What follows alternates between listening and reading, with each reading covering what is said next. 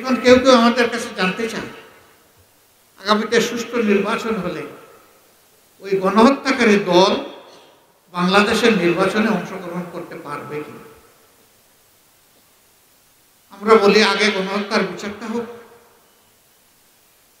ক্ষতিগ্রস্ত লোকেরা আগে তাদের ইনসাফটা পাক, তারপরে তারাই রায় দিবে যে ওনারা এই দেশে রাজনীতি করার অধিকার রাখেন। রাজনীতির নাম যদি গণহত্যা হয় তাহলে এমন দল বাংলাদেশের জনগণ বরদাস্ত করবে না। রাজনীতির নাম যদি জনকল্যাণ হয় তাহলে জনগণ যাকে পছন্দ করবে তাকে বরণ করে নেবে।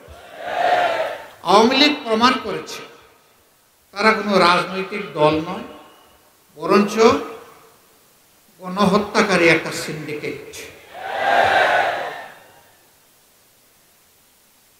আমরা যা বললাম, আওয়ামী লীগ আদালতে গিয়ে তা প্রমাণ করুক যে আমাদের কথা সত্য না মিথ্যা। আমরা আওয়ামী লীগকে আহ্বান জানাব,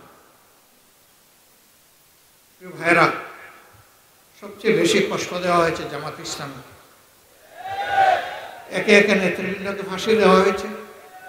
কোরআনের পাকে দেলোয়ার হোসেন সাইদি রাহিমাহুল্লাহ সহ লোকগুলাকে মৃত্যুর দিকে ঠেলে দেওয়া হয়েছে।